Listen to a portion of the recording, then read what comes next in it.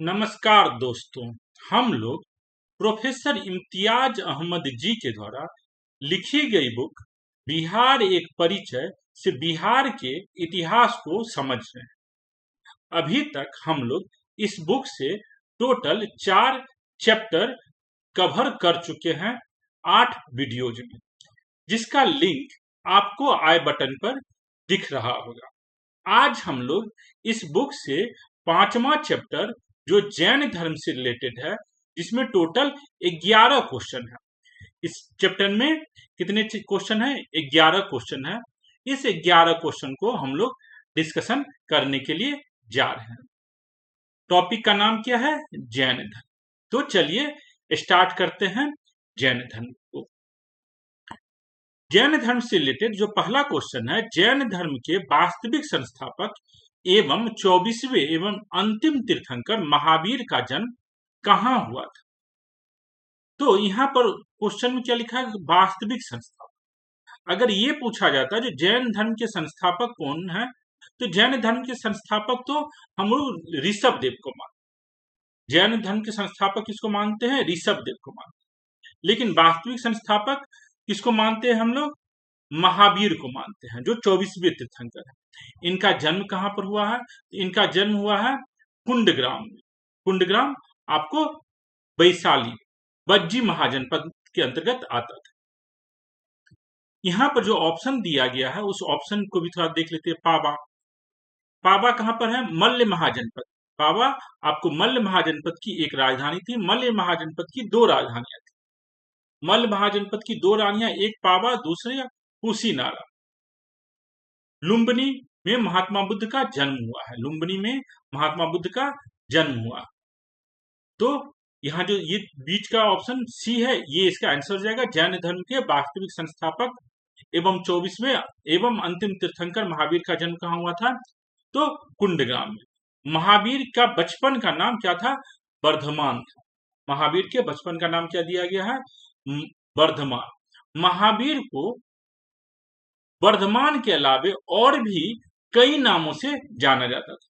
तो हम लोग महावीर के जो कई नाम है उसको थोड़ा सा देख लेते हैं, क्योंकि अभी जो यूपीएससी का एग्जाम हुआ है इस साल 2024 में, उसमें एक नाम आया है नायपुत। नायपुत जो है ये किसका नाम है? महावीर का नाम है। क्वेश्चन देख लेते क्या था? प्राचीन भारत के संदर्भ में गौतम बुद्ध को सामान्यतः निम्नलिखित में से किन उपनामों से जाना जाता था? इसका आंसर हो जाएगा 2 और 3। शाक्य मुनि और तथागत महात्मा बुद्ध का नाम है, और नायपुत्र किसका नाम है? महावीर का नाम। तो नायपुत्र कौन कहता था महावीर? तो बौद्ध धर्म के मानने वाले, बौद्ध धर्म की जो पुस्तकें हैं उसमें जैन धर्म अर्थात महावीर के लिए 2 नाम का यूज किया गया है। महावीर के लिए बौद्ध धर्म की पुस्तकों में 2 नाम का यूज है। एक है निग्रंथ और दूसरा है नायपुत्र। तो महावीर के लिए नायपुत्र और निग्रंथ किसने यूज किया है? बौद्ध धर्म के साहित्य में यूज किया गया है। तो ये जो यूपीएससी में क्वेश्चन आया था इसका क्या आंसर होगा? 2 और 3 केवल। अब हम लोग महावीर के जो कई नाम है उसको थोड़ा सा देख लेते हैं। तो देखिए, निग्रंथ भी महावीर को बुलाया जाता था।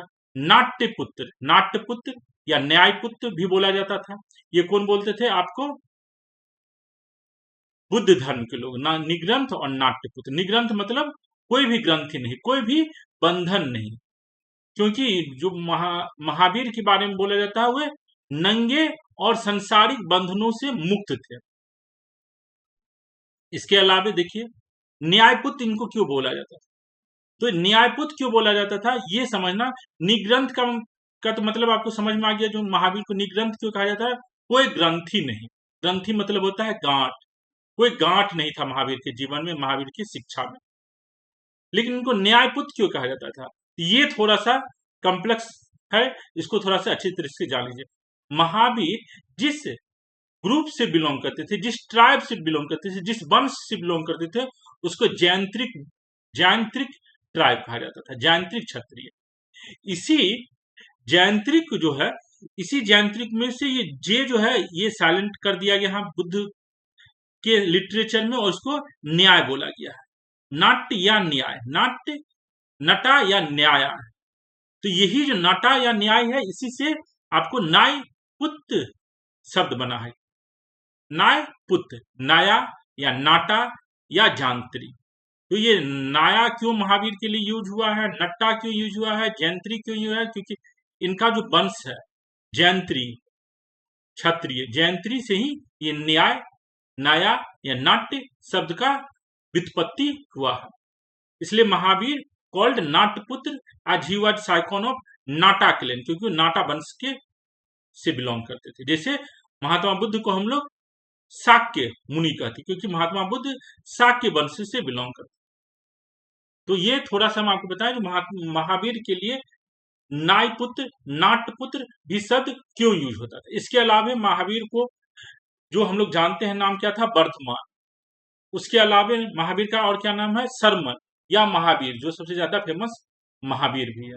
वर्धमान क्यों बोला गया, क्योंकि जब इनका जन्म हुआ तो इनकी जो फैमिली में इनके माता पिता की जो संपत्ति थी उसमें बहुत ही ज्यादा वृद्धि हुआ। तो ये कुछ नाम हम आपको बताए हैं। यहाँ पे देखिए, यहाँ पे बताया गया है जो इनका जो वंशज था जैंत्रिक। हम लोग देखे थे बज्जी महाजनपद में 8 ट्राइब थे। बज्जी महाजनपद में 8 ट्राइब। पहला कौन है, बज्जी। दूसरा लिच्छवी।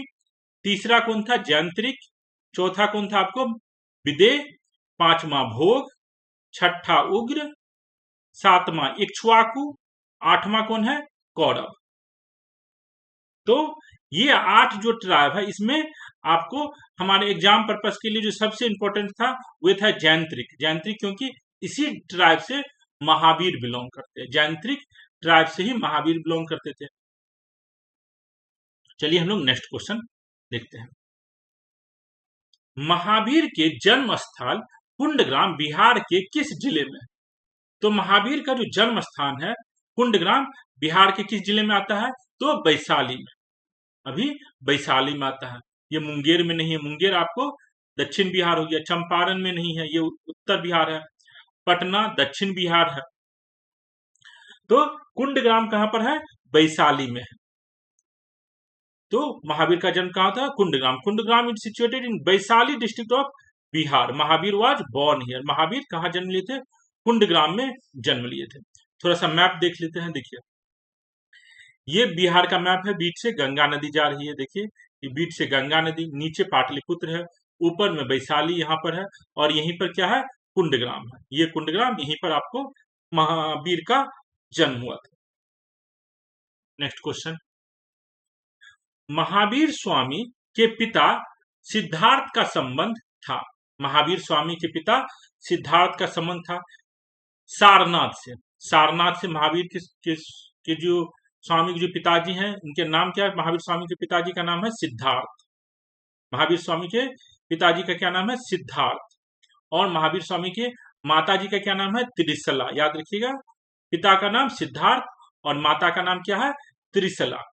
तो ये लोग किस ट्राइब से बिलोंग करते थे, तो जैंत्रिक ट्राइब।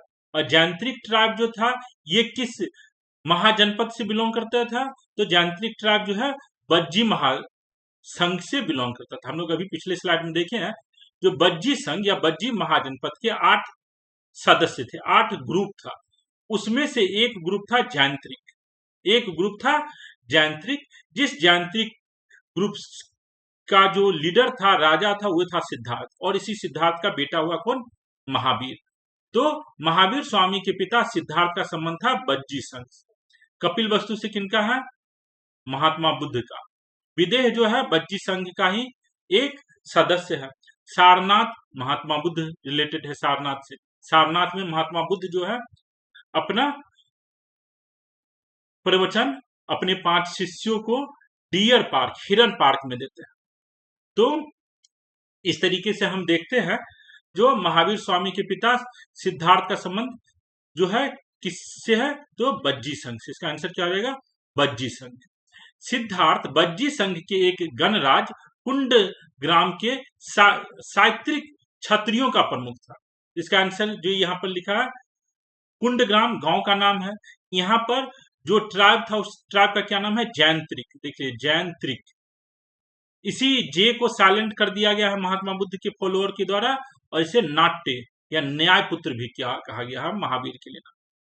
तो ये जो सात्विक लिखा गया है, ये सात्विक ने जैंत्रिक क्षत्रिय होगा। इनको क्या कहा जाता है? महावीर को जैंत्रिक क्षत्रिय। तो महावीर स्वामी के पिता सिद्धार्थ का संबंध था बज्जी संघ से। नेक्स्ट क्वेश्चन देखते हैं। महावीर स्वामी की माता त्रिशला राजकुमारी थी। महावीर स्वामी की माता त्रिशला जो थी राजकुमारी थी, कहाँ की थी? तो लिच्छवी की, लिच्छवी की राजकुमारी थी। सारनाथ से इनकी माता का कोई कनेक्शन नहीं है, विदेह से नहीं है, अंग से नहीं है। त्रिशला जो है लिच्छवी के प्रमुख चेटक की बहन थी। चेटक की जो बेटी होती है उसका नाम क्या होता है? चेलना। चेलना का शादी होता है किससे? बिंबिसार से। और बिंबिसार और चेलना का पुत्र माना जाता है अजातशत्रु। तो ये जो लिच्छवी का राजा था चेतक, उसकी बहन थी कौन? त्रिशला। और इस त्रिशला को विदेह विदेह दत्ता या वेदेही भी बोला गया। तो देखिए Trishala the sister of Chetak, और चेतक कौन था? लिच्छवी का लीडर था। इसका आंसर क्या आ जाएगा? महावीर स्वामी की माता त्रिशला राजकुमारी थी लिच्छवी की। नेक्स्ट क्वेश्चन, महावीर की मृत्यु या निर्वाण हुई थी कहां पर? तो महावीर की जो मृत्यु हुई है वो हुई है आपको पावापुरी में। याद रखिएगा एक चीज, बौद्ध धर्म में निर्वाण का मतलब होता है ज्ञान प्राप्ति। महात्मा बुद्ध को निर्वाण कहां पर हुआ था? तो गया में हुआ था। लेकिन जैन धर्म में निर्वाण का मतलब होता है मृत्यु। जैन में निर्वाण का मतलब होता है मृत्यु। तो महावीर की मृत्यु कहां पर हुई थी? तो पावापुरी में। जैन में निर्वाण का मतलब है मृत्यु, बौद्ध में निर्वाण का मतलब है ज्ञान प्राप्ति। यही रहता है। जो बुद्ध को निर्वाण कहां पर हुआ? तो बौद्ध गया में। तो महावीर के ऊपर हम लोग फोकस करें तो महावीर की मृत्यु हुई है कहां पर? तो पावापुरी। ये पावापुरी कहां पर है? बिहार में है, यूपी में है, उत्तरी बिहार में है, दक्षिणी बिहार में है। तो इसमें थोड़ा सा कंफ्यूजन है। 90% इतिहासकार, 90% सोर्स जो है ये मानते हैं जो पावापुरी नालंदा में है, दक्षिण बिहार में है। लेकिन आजकल कुछ शोध हुआ, पिछले 10-15 साल में शोध हुआ है, और ये माना जा रहा है जो पावापुरी जो है आपको यूपी में है। और यहाँ जो पावापुरी है वह पावा को ही पावापुरी कहा गया है, जो मल्ल महाजनपद की एक राजधानी है। तो महावीर की मृत्यु कहां पर हुई है? ये तो फिक्स है पावापुरी, इसमें कोई भी दो राय नहीं है। लेकिन ये पावापुरी वर्तमान में कहां पर है? बिहार में है, यूपी में है, उत्तरी बिहार में है, दक्षिणी बिहार में है, इसमें कंफ्यूजन है। तो हम लोग थोड़ा सा इसको समझ लें। देखिए यहां पर पावापुरी है, आपको नालंदा में पावापुरी है। एक पावा है आपको ये मल्ल महाजनपद की राजधानी हमने बताया था। तो नए शोध के अनुसार ये माना जा रहा है जो महावीर की जो मृत्यु हुई है इस मल्ल महाजनपद के पावा में हुई है, जिसका नाम पावापुरी भी है। वैसे आपको गूगल कीजिएगा तो ये पावापुरी जो नालंदा में पावापुरी है उसको भी बहुत सारे लोग मानते हैं जो महावीर का मृत्यु, महावीर का निर्वाण नालंदा वाले पावापुरी में हुआ है, न कि मल्ल महाजनपद में जो पावा है उसमें हुआ है।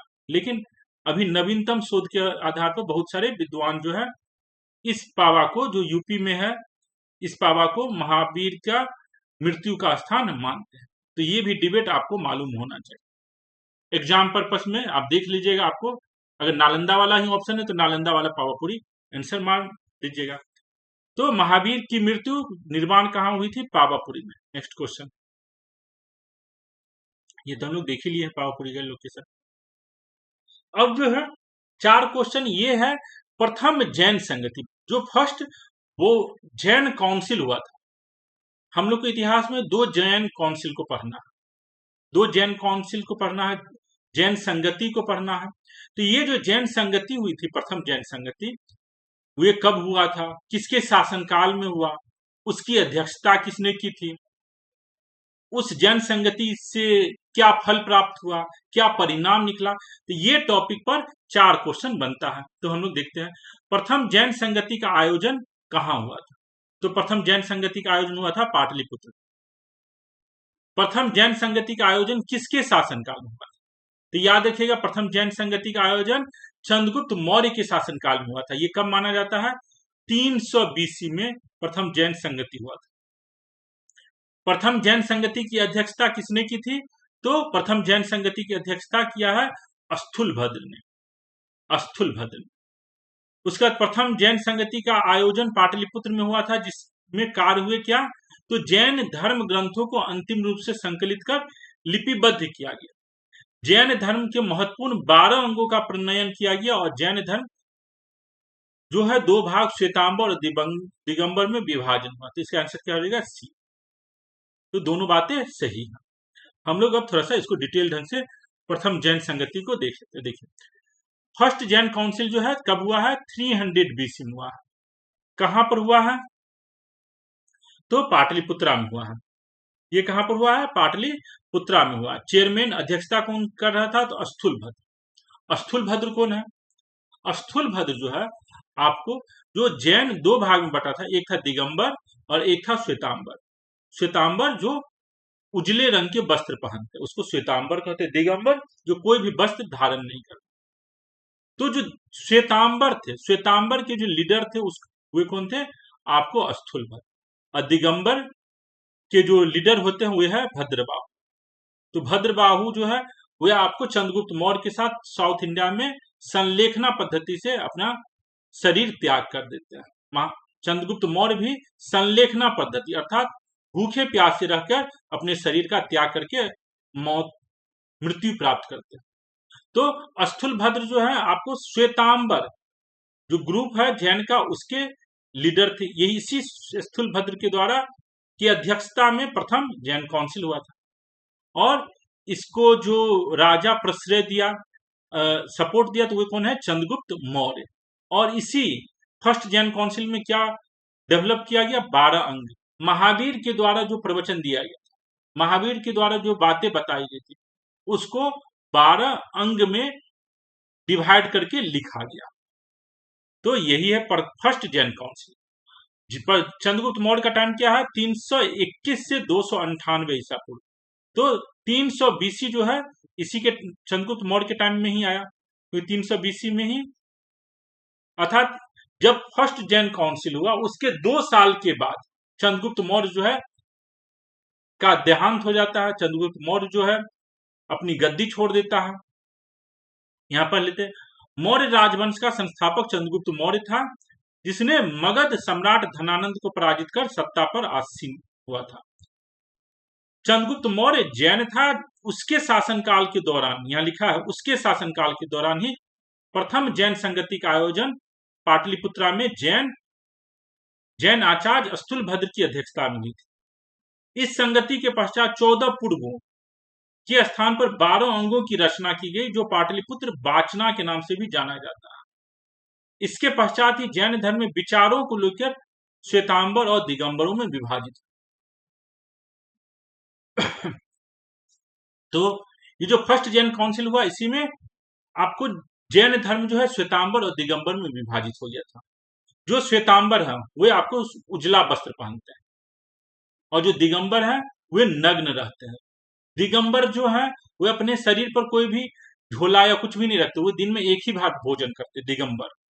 स्थूलभद्र झोला भी रखते हैं, कहीं जाते हैं खाना खा भी लेते हैं, उसके बाद खाना अपने साथ ले के भी आते हैं जहां पर उनका आश्रय है।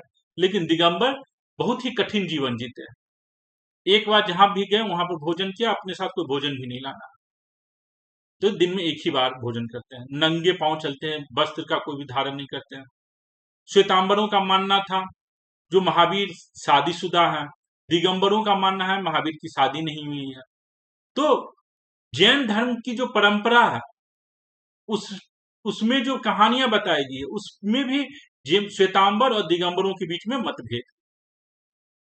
तो हम लोगों ने जो ये 4 क्वेश्चन देखा, इसका क्लियर हो गया। प्रथम जैन संगति का आयोजन कहाँ हुआ है? पाटलिपुत्रा में 300 बीसी में। प्रथम जैन संगति का आयोजन किसके शासनकाल में हुआ? चंद्रगुप्त मौर्य के शासनकाल में। प्रथम जैन संगति की अध्यक्षता किसने की? स्थूलभद्र ने की। और प्रथम जैन संगति का आयोजन पाटलिपुत्र में हुआ, जिसमें कौन सा कार्य हुआ? जैन धर्म ग्रंथों को अंतिम रूप से संकलित कर लिपिबद्ध किया गया। जैन धर्म के महत्वपूर्ण 12 अंगों का प्रणयन किया गया और जैन धर्म 2 भाग श्वेतांबर और दिगंबरों में विभाजित हुआ। तो इसका आंसर आपको क्या हो जाएगा,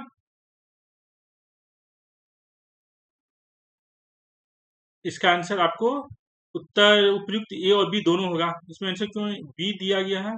जैन धर्म ग्रंथों को अंतिम रूप से संकलित कर लिपिबद्ध किया गया। अच्छा, यहाँ पे देखिए, लिपिबद्ध अंतिम रूप से संकलित नहीं है, इसको बाद में भी संकलन किया गया है। सेकेंड जो बुद्धिस्ट काउंसिल है, सेकेंड जो जैन काउंसिल है, वहां पर भी इसको संकलन किया गया। तो ये जो पॉइंट है अंतिम रूप से संकलित, ये वाला पॉइंट लेके इसको गलत है, अंतिम रूप से संकलित नहीं है।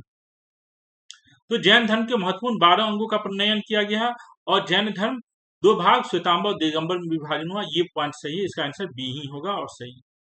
क्योंकि जो बुक लिखा गया है आपको, जो first Buddhist first Jan council से पहले जो जैन की बुक थी वो लिपिबद्ध नहीं थी, क्योंकि जैन धर्म के अनुयायी, जैन धर्म के जो तीर्थंकर है, उनका मानना था जो हमें बुक के रूप में कुछ भी संकलन करके नहीं रखना, कुछ भी संकलन नहीं करना, चाहे वो बुक ही क्यों न हो, तो वो अपने साथ बुक भी नहीं रखती। लेकिन फर्स्ट जैन काउंसिल में आपको बुक के रूप में उनकी जो ज्ञान की बातें थी उसको लिपिबद्ध किया गया। फिर उसको सेकंड जो जैन काउंसिल हुआ उसमें भी रूपांतरित किया गया, उसमें भी संशोधन हुआ। तो इस तरीके से संशोधित किया गया है जैन धर्म के ग्रंथों को भी। हम लोग 10 क्वेश्चन देख लिए। बिंदुसार का भी टाइम थोड़ा सा देख लीजिए, 298 से 273। उसका अशोक का है 273 से 232। अब देखते हैं लास्ट क्वेश्चन जो है इस वीडियो का। जैन धर्म के 12वें तीर्थंकर बसुपूज्य की जन्म स्थली थी। तो बसुपूज्य जो है आपको अंग महाजनपद की राजधानी जो थी चंपा, वहां पर हुआ है। कहां पर हुआ है? चंपा। तो इसकी भी कहानी थोड़ा सा जान लेते हैं। बसुपूज्य के पिताजी का भी नाम क्या है? बसुपूज्य ही है। बसुपूज्य के पिताजी का नाम क्या है? बसुपूज्य है। तो Vasupujya was emperor of Champa town in Bharat subcontinent. बसुपूज्य के जो पिताजी हैं वे आपको कौन थे? बसुपूज्य ही हैं। और उनकी माता का भी नाम क्या है? जया देवी। और इन्हीं से जो जया देवी बसुपूज्य से जो पुत्र जन्म लेता है उसका भी नाम क्या रखा जाता है? बसुपूज्य। और इनका जन्म कहाँ पर है? अंग जो महाजनपद था वहां पर जो चंपा टाउन है, चंपा जो राजधानी थी, वहीं पर उनका जन्म हुआ। वहीं पर उन्हें केवल्ली प्राप्त हुई, केवल 1 माह की तपस्या के बाद। तो याद रखिएगा बसुपूज्य को। तो इस तरीके से हम लोग जो है जैन धर्म पर जो 11 क्वेश्चन है इम्तियाज अहमद के क्वेश्चन, उसको हम लोग यहाँ पर डिस्कशन किए हैं। उम्मीद है आपको ये समझ में आया होगा। कोई भी कंफ्यूजन हो, कोई भी क्वेरी हो, कोई भी फीडबैक हो, तो कमेंट करके हमें जरूर बताएं। देखने के लिए बहुत बहुत धन्यवाद। इस वीडियोज का जो पीपीटी है या और पीडीएफ है इस वीडियो से रिलेटेड, आप हमसे व्हाट्सएप और टेलीग्राम से जुड़ के मांग सकते हैं। Thank you.